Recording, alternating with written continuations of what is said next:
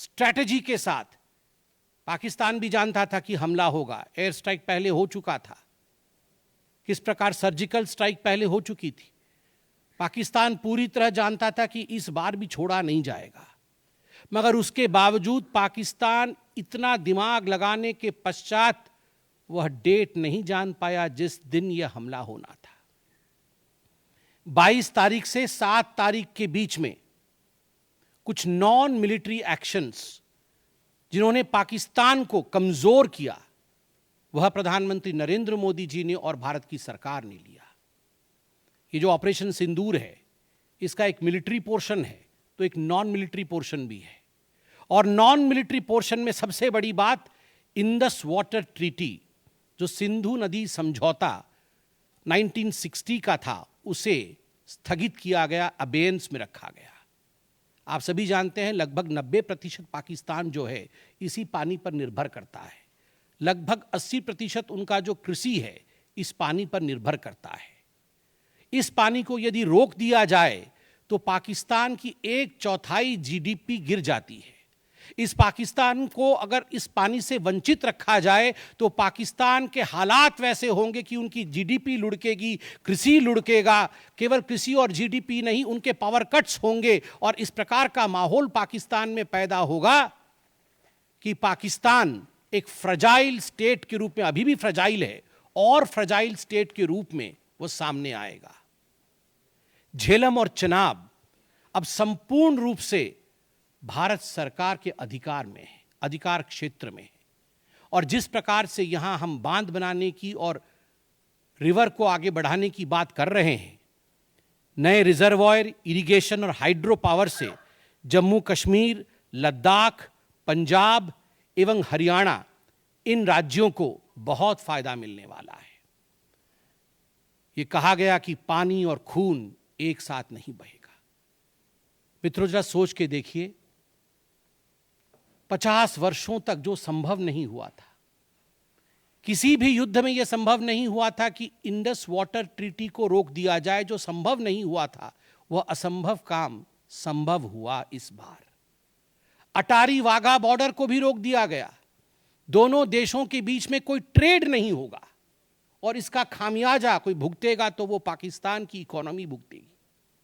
इसके साथ ही जिन लोगों के पास पाकिस्तान का वीजा था और वो हिंदुस्तान में, पाकिस्तान के नागरिक जो हिंदुस्तान के वीजा के साथ भारतवर्ष में रह रहे थे, उन सब को बाहर निकाला गया।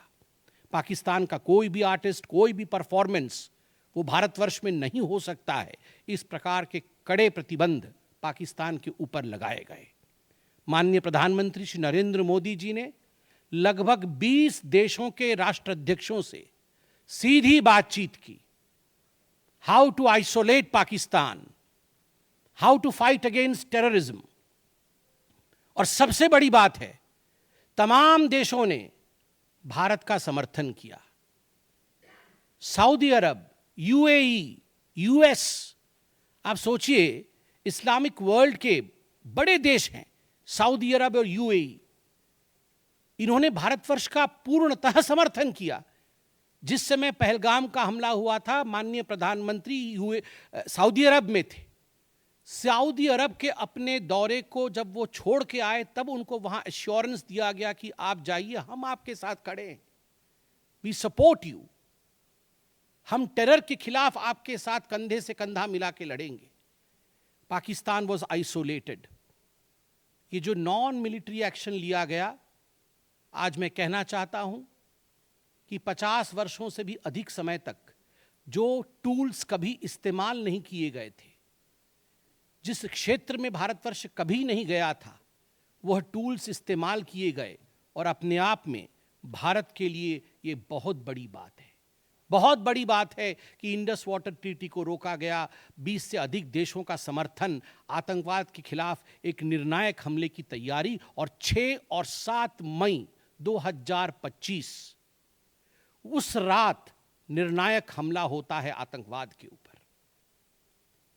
सभी जानते हैं कि 9 आतंकवादी ठिकाने जो पीओजेके में थे और पाकिस्तान में थे, उन्हें ध्वस्त किया गया।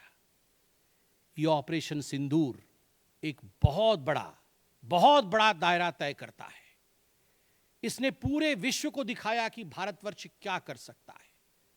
ऑपरेशन सिंदूर ने दिखाया कि केवल एलओसी नहीं, इंटरनेशनल बॉर्डर के पार जाके भी भारत पाकिस्तान के अंदर किसी भी टारगेट को प्रिसाइसली उस पर हमला कर सकता है और आतंकवाद के खौफ को समाप्त कर सकता है।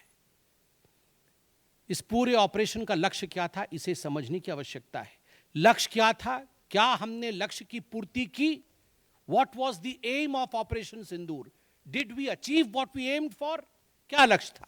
नंबर 1 लक्ष्य था आतंकवादी ठिकाने जो दूर दराज इलाके में हैं पाकिस्तान में, जहां आज तक कोई नहीं पहुंच पाया, जहां आज तक पाकिस्तान के आतंकवादियों को लगता था कि वो सुरक्षित हैं, वहां तक पहुंचना यह लक्ष्य था।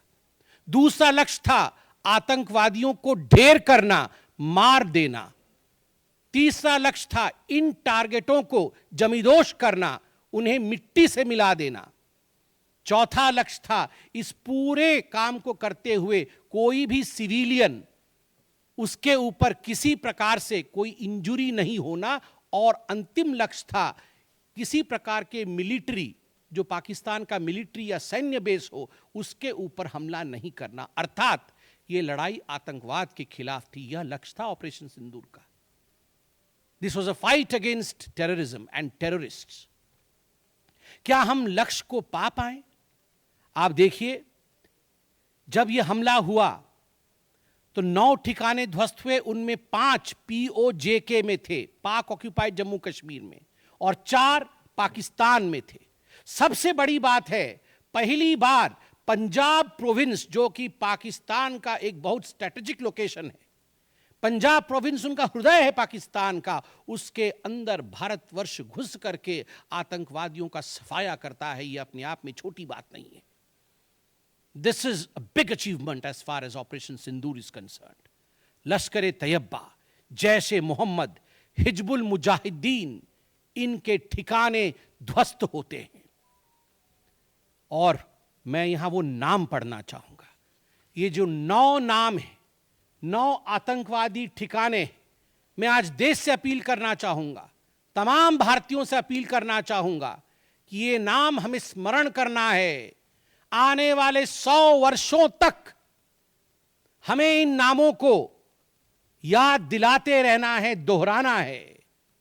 जब भी आतंकवाद सर उठाए तो हमें यह चित्र दिखाने हैं कि तुम्हारा क्या हश्र किया था ऑपरेशन सिंदूर ने, भारत की सेना ने, भारत की राजनीतिक इच्छा शक्ति ने और भारतीयों ने। इसलिए मैं नाम पढ़ना चाहूंगा।